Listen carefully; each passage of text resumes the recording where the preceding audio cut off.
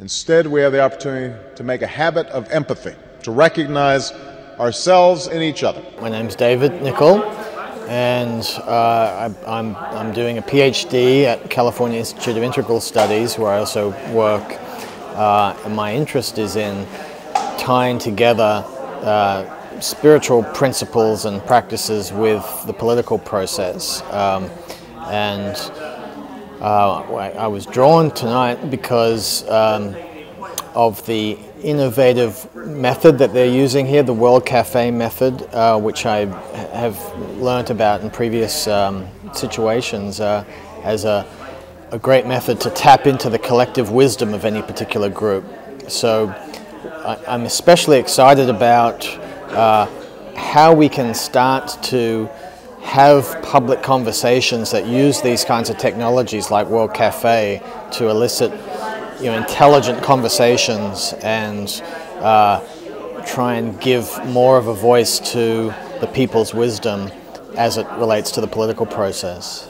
For me in particular, it's the spiritual folks who in the past have tended to think of politics as something kind of a bit too dirty or a bit too conflictual or something to want to get involved, and I think that there's certain spaces now getting created that have enough consciousness in them that they're attracting folks like that, and I think that's important because I think they have actually a lot of the wisdom that's needed to inform what's happening in the world. My name is Noel Casspi. I live in El Cerrito. I work in education, and I have had many healthcare issues myself. I'm very concerned about the future of healthcare in this country. So that's what brought me here to this evening.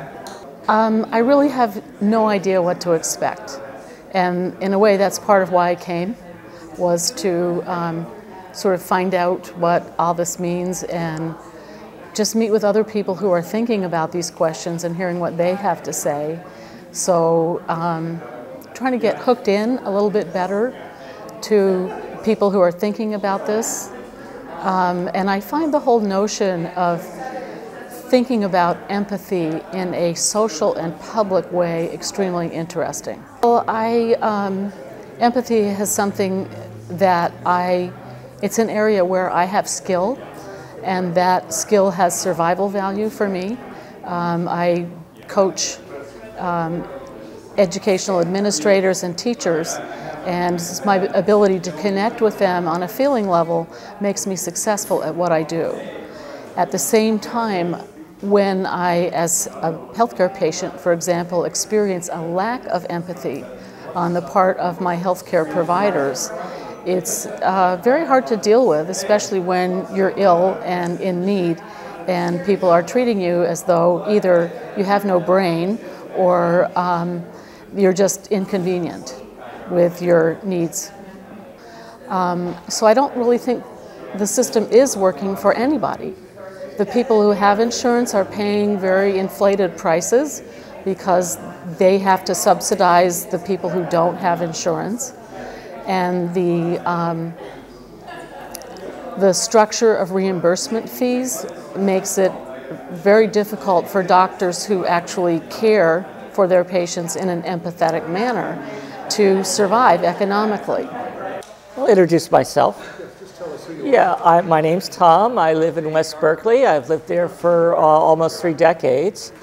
I guess what brings me here, what brings me actually to the Obama campaign in general, I mean, I really wasn't involved in the campaign, but after he was elected, or at the last days, I got really excited, and I'm really excited by a lot of the concepts of grassroots organizing that the Change for America campaign is engaged in, and I've been trying to see different ways that I could help that come about here in Berkeley.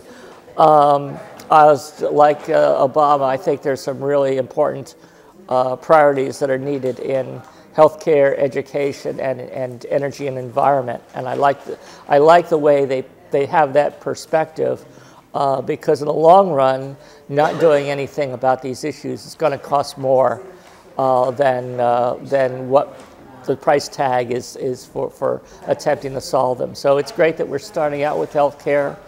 I feel a real strong connection because right now I'm self-employed. I haven't really had employer health care or employer-financed health care in a number of years. I've either had no health insurance at all or right now out of my pocket for rather mediocre coverage. So this is an issue of great concern to me, and I really hope that that this is the year that we actually have universal health care in this country. When the year started, I didn't even think we'd get this far, so I know people are a little pessimistic right now, but sometimes it takes a long time. I mean, I'm also concerned about energy. I mean, how many years have we gone without a serious energy policy? And they're saying, well, maybe this is the year. Maybe this is the year that we're going to be doing something about greenhouse gases. But I think this is why this type of organizing needs to be done on the grassroots level, because there's so much concentrated power in Washington to keep things the way they are.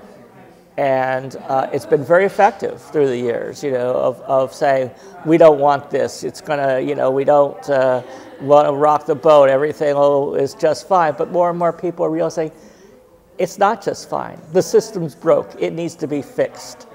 And people are no longer buying the lies about Canadian healthcare. The Canadians love their healthcare system. And if you just listen to them, you'll hear that. So eventually, people will stop buying the mass media lies and start doing what really needs to be done, like in workshops like this, so they'll actually engage in the work. My name is Bill Denham.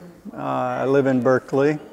I've been involved with the empathy group that is putting this evening on, so I have that connection with it. And I've been doing some volunteering setting up, but I have a real interest not only in empathy but in healthcare. I'm senior, I'm on Social Security and Medicare, and I have the Kaiser supplemental plan. My experience with healthcare is that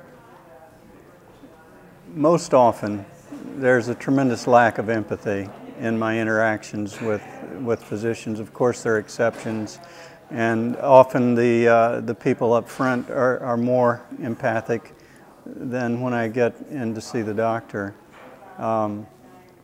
So I'm here partly to support the work that we're doing, but also sort of out of curiosity to see how people talk about the relationship between empathy and healthcare, because I'm sort of wondering myself, how do you infuse the qualities of empathy into such a huge bureaucratic system that's trying to serve so many people and serve them so rapidly and be efficient and all that sort of thing. Well, I would hope that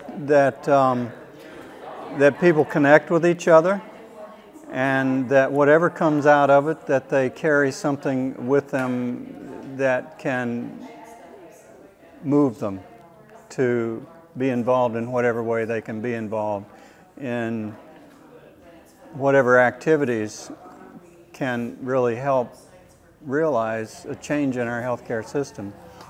Whether that's, you know, lobbying Congress or I don't even know all the ways that people can get involved, but I would hope that this would be like sort of a springboard for individuals to energize them more to just keep going.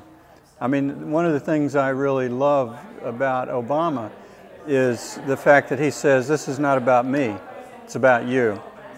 And that means a great deal to me. I sort of have stopped following Obama closely like I did in the election, because I feel like he's doing his job, so I got to do my job, you know. So, I mean, I do follow it, but not nearly with the intensity that I did during the campaign.